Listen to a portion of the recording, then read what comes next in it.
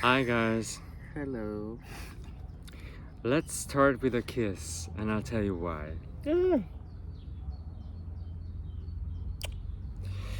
We are in public place and the title of this episode is Love in Public: How the World Sees Us. And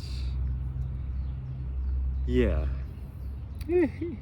So what was the first time when we were visible in public? Do you remember? I think the first time we were visible in public was when we first met, or like in New York, or Mm-hmm. well, when we went to the museums, we were. Yeah, that's right. That's Yeah. right. Yeah.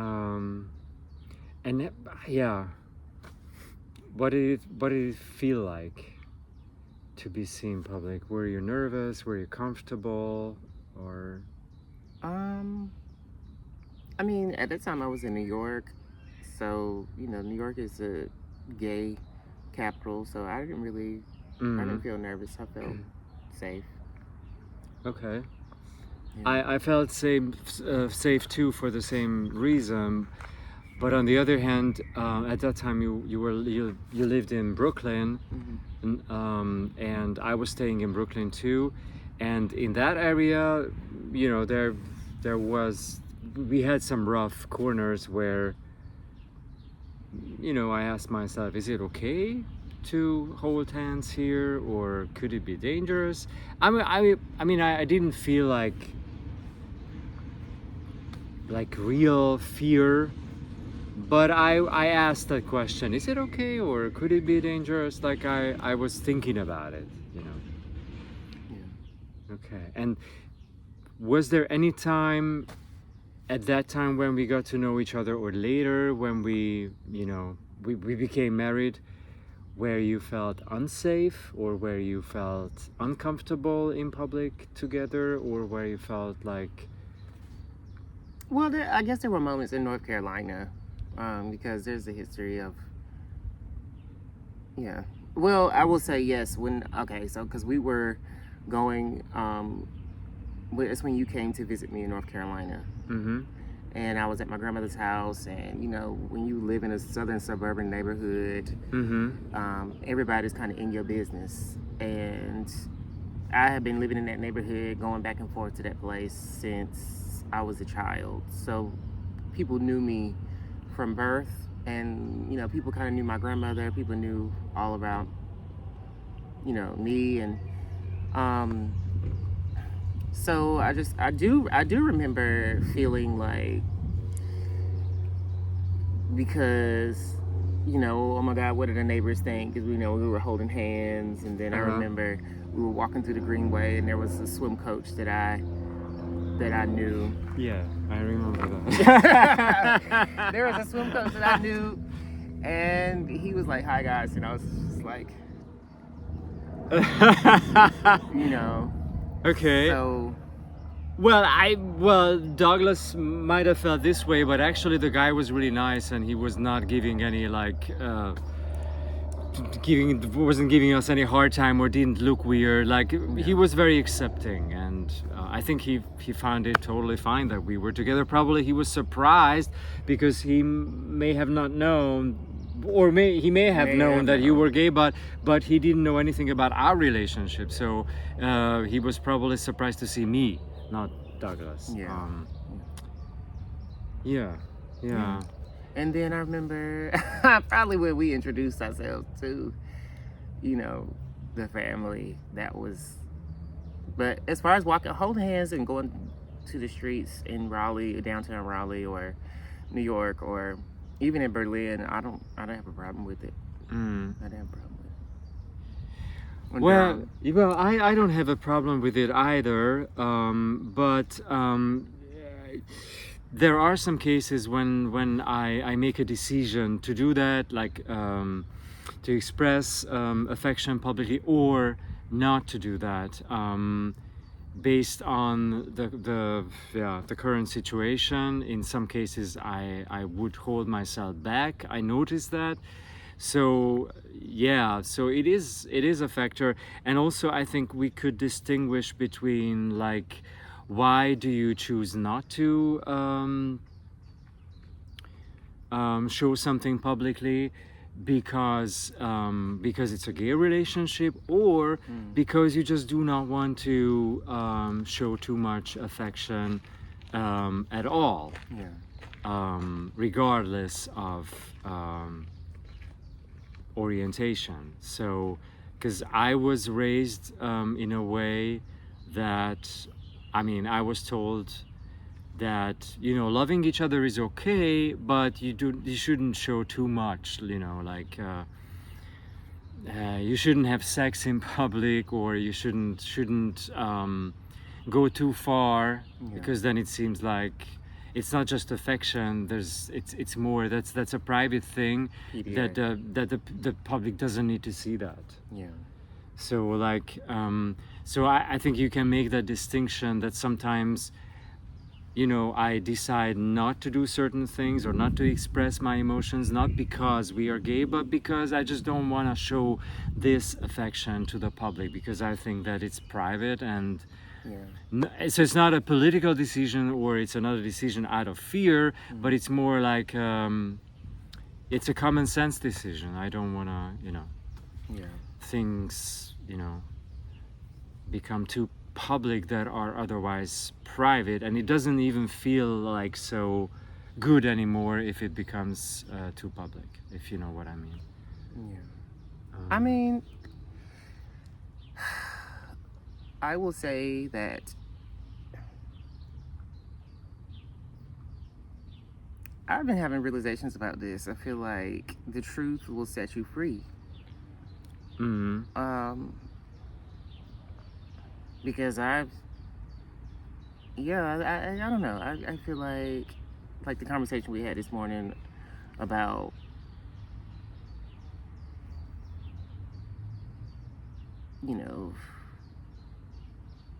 Showing authenticity and all of those things. I feel like there has been a push and pull there with wanting to be seen this way, wanting to be seen that way, da da da da da. Yeah, just referring to that conversation that we had earlier this morning, you mentioned that you were honest naturally at first, but it wasn't supported, and then you changed. You learned to hide some of those things. Yeah, and it's not a good thing, and I feel like that's something that I'm quickly learning is not serving you, is being shady and not being honest. Because there's a quote in this Taoist text that I always kind of leading my life by, and it's called he who does not trust enough will not be trusted.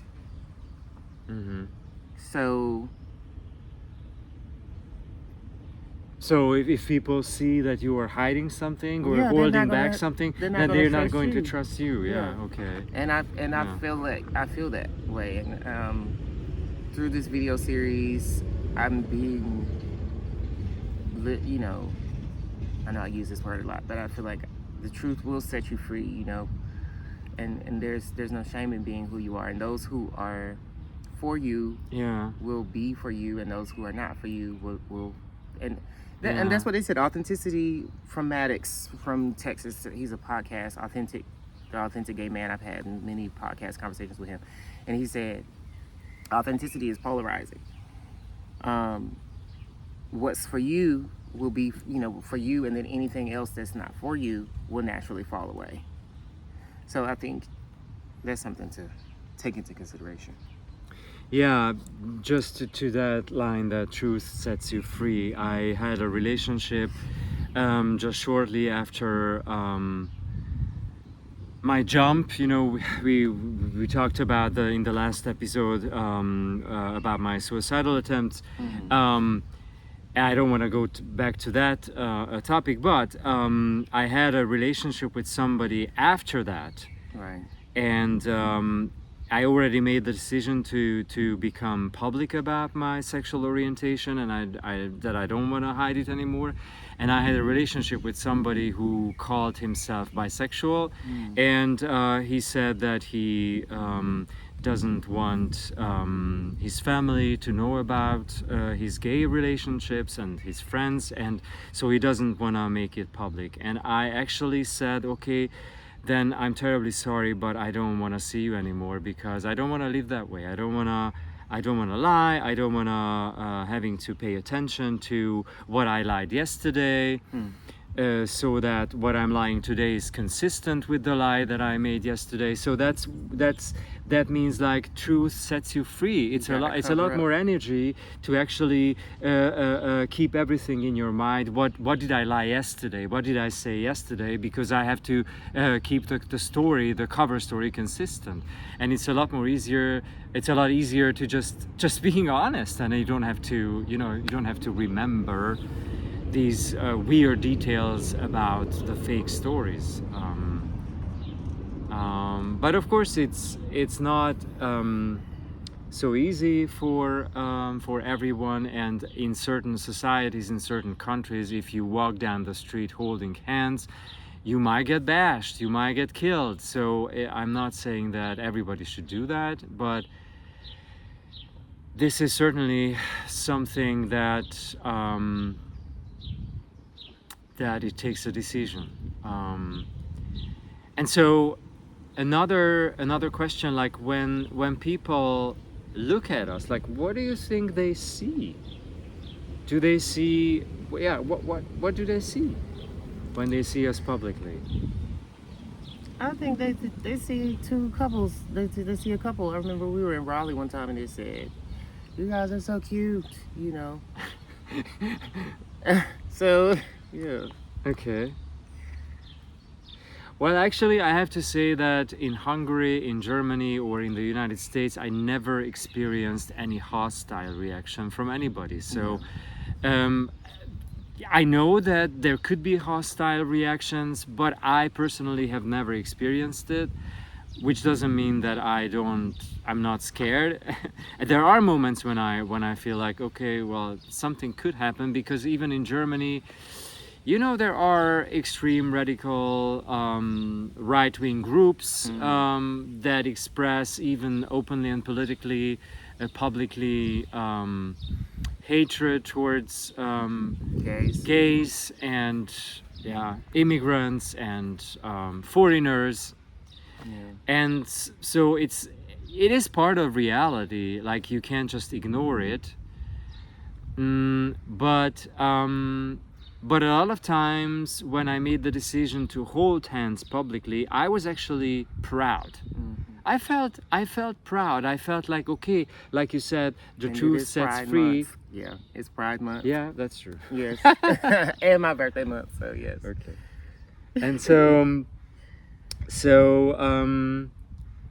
I felt proud that I can hold hands with the person that I'm in love with, and I'm in relationship with.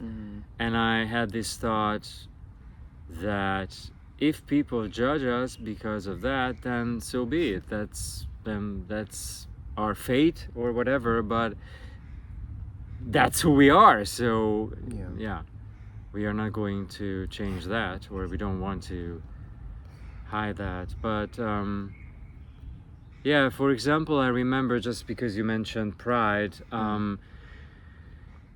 there were like these Pride parades even in Hungary, in Budapest, not last year, but in other years, because the mayor forbid it last year. Oh, no, actually he didn't. The mayor decided to, it's a bug. It's not gonna kill you. Okay. It's a bug. It's fine. It's okay. No, the mayor actually allowed the gay parade, but the government didn't, and then the government wanted to put him to court because he decided that he would allow the gay parade to take place in Hungary. doesn't matter. That's a political issue. What I wanted to say is that when I made the decision to become publicly gay, and even as an actor, I gave an interview, a coming out interview in a gay magazine, which unfortunately doesn't exist anymore in Hungary.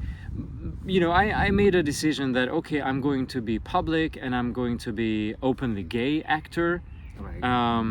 Because, well, I don't want to hide the truth anymore, and I don't see the advantages of that. And it was really sad to see colleagues, you know, not being in the marching crowd. They were standing on the side, watching the parade, but they were not actually marching with us. And I understood it and I accepted it. It was their decision, and I accepted it. But I just felt really sad that maybe they were worried that they would lose their job, they would lose their contract with the theater, or they would lose the public appreciation, or Yeah. whatever. Yeah, so definitely it's a decision, and sometimes it can make you feel nervous. It can make you feel proud, and sometimes it can just feel like totally normal, totally natural, like yeah, I love the person who's sitting next to me, and we live together and we walk together. Why shouldn't I hold his hand? So why should it be a problem? Yeah, so that's how we see it. And I wrote down some helping questions just to stay on track.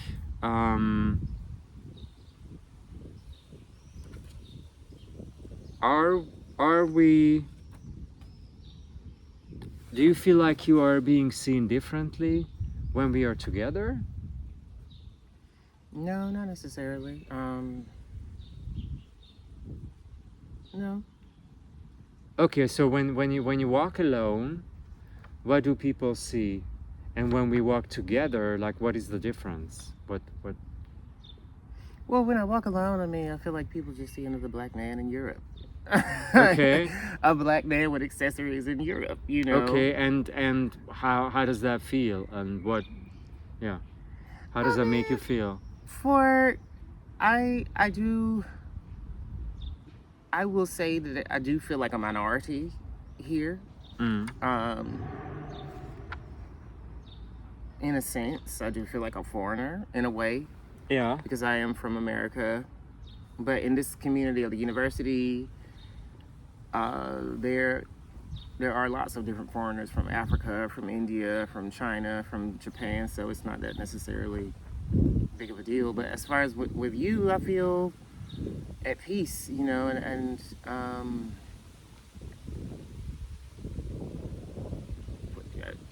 don't know. I feel like I really don't necessarily care what they have to say when we're together. I feel like there was a lot of shame in the beginning with the representation, you know, just because of a lot of like kind of Southern ideals or whatever, or external judgments.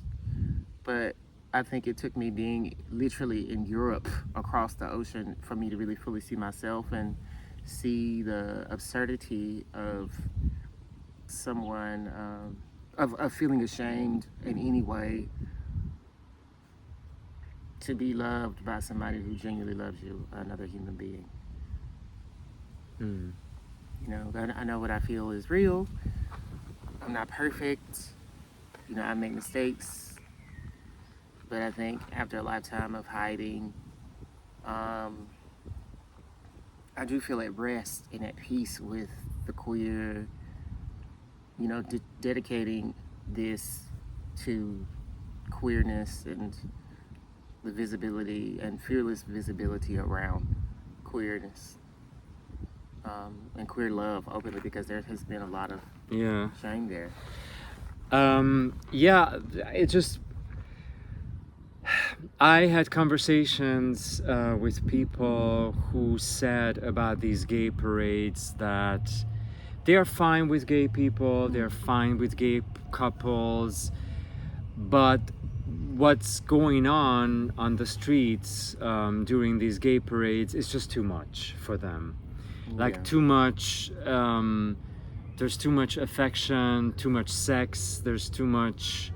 So they told me that they accept it, but they don't want to see that much of that love. Like they don't necessarily want to see the details. And it's like, what do you think about that? Because marching on the street, it is as a parade, it's more like a political act.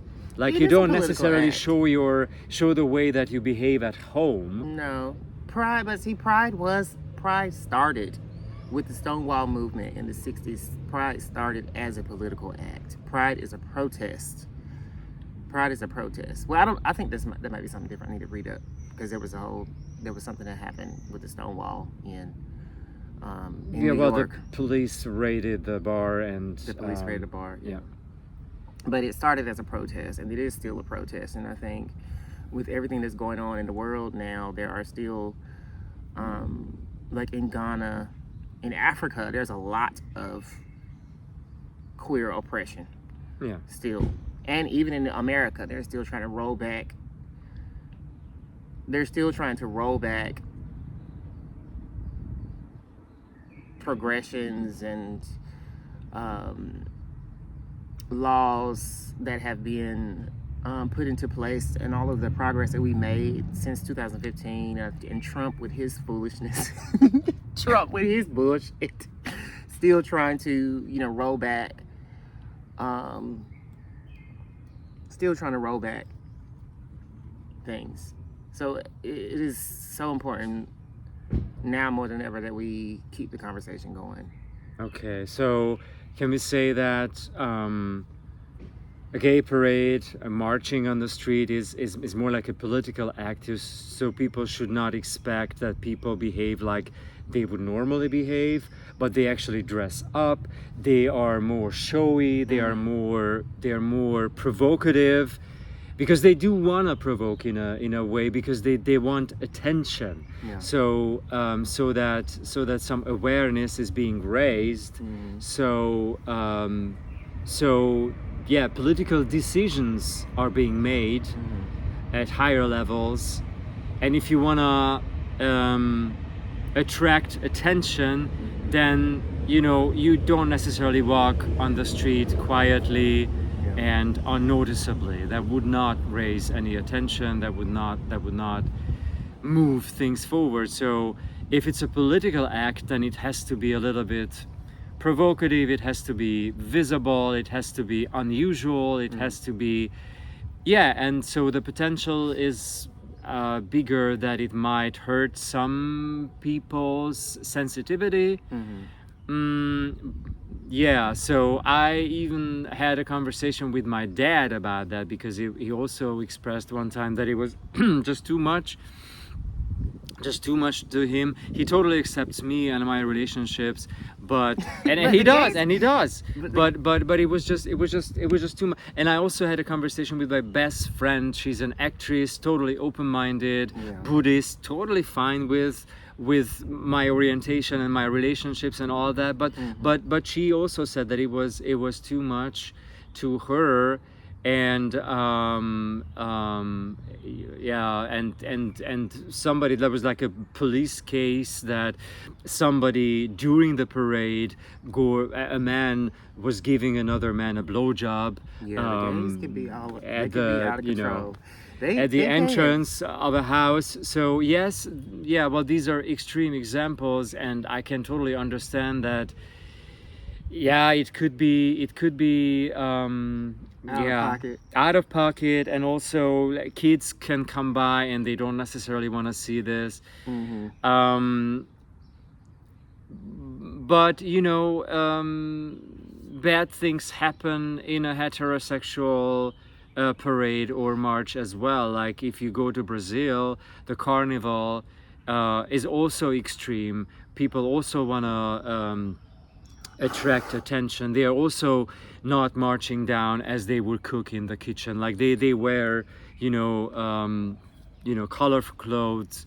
They're dancing. They're being sexy. They're being expressive, and that's different than Yeah. how they cook in the kitchen or how they watch TV in the living room. So yeah, if you're out there on the street and you're part of a parade, then you behave differently. And so You do, but it is a liberating experience being there with all those people who are, yeah, wearing the colors. And I feel like I've dealt with lots of shame as far as, um,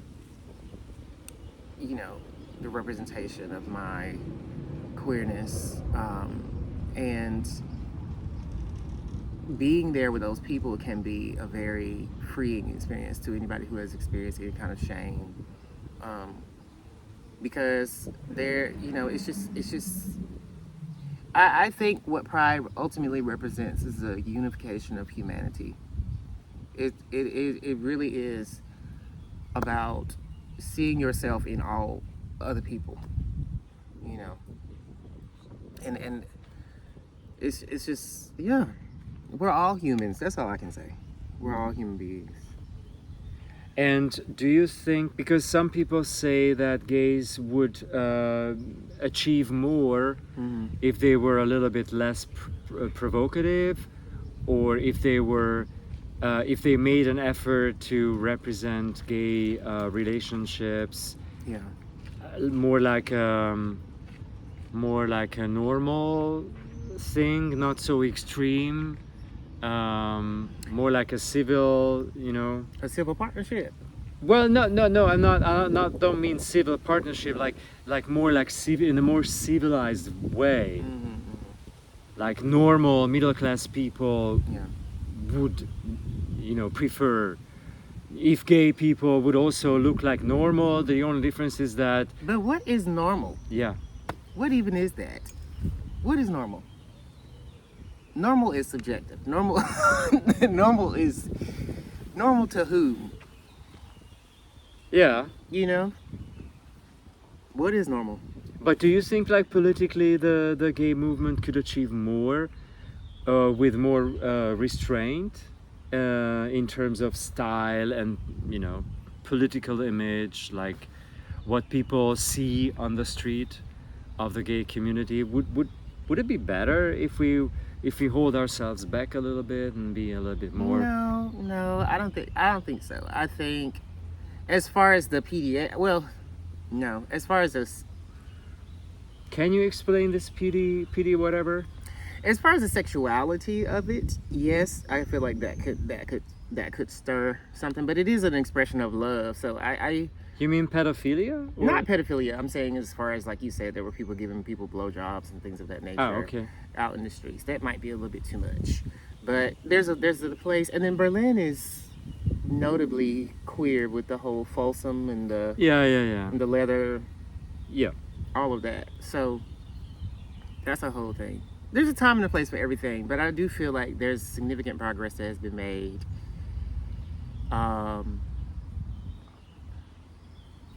Yeah. Okay, here is a question. Some people think that Sorry. people become gay, bless you, because they see examples. Like kids become gay because an older a gay person comes by and offers them something, and then this old person makes them gay, or because they see that being gay is so cool, and they want to follow a fashion, they want to be trendy, and that's why they become gay, almost like a conscious decision. Yeah. What do you think about that? There was lots of, I think that's a sensitive spot for me specifically, because there was a lot of, within my own origin coming out story, there was lots of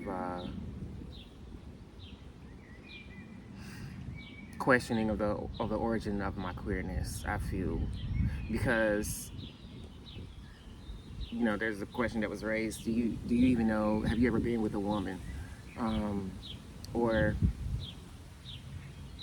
So like Yeah. how could you know How that could you are know? gay if you haven't been If you with a haven't been woman? with a woman first, yeah.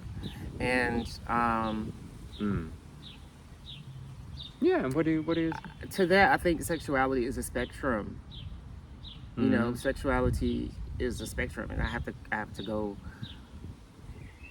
to base my judgment based off of that. I do think it's a spectrum. I think people can be bisexual. I think people can be heterosexual. I think a human being finds attractiveness in another human being, and nobody else can be able to should be able to dictate the validity of the attraction that you feel for somebody else. You know. Mm. So if you and then yeah, I feel like it is very subjectifying experience for someone to and yeah, I think it can be hurtful for someone to ask those sorts of questions like, okay, how do you even know that you're gay? You know, Mm. Because you're being questioned. you're being questioned. Yeah. The validity. Nobody has a right to tell you the Yeah. validity of your sexuality. There's a very personal Aspect of aspect sexuality, of your and life. nobody can question that, Yeah. or yeah. Okay, so the last question, um, like, what do you think? Um, what would happen to the world if people would look at differences with curiosity rather than with judgment? Oh, it will be a hell of a lot of a better place if we look through a place of curiosity. I think that's one of the biggest battles of the world with multiple issues as far as race, as far as class, as far as demographics, economics, not just sexuality. There are lots of differences within humanity at large. And if you are not willing to um, there should be curiosity.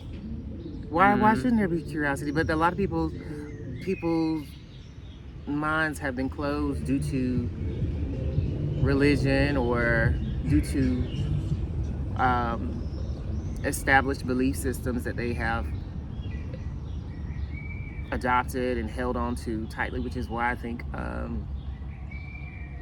something that has helped me is the Buddhist philosophy of non-attachment to views, because in the Buddhist path is all about throwing away knowledge, knowing that you do not know.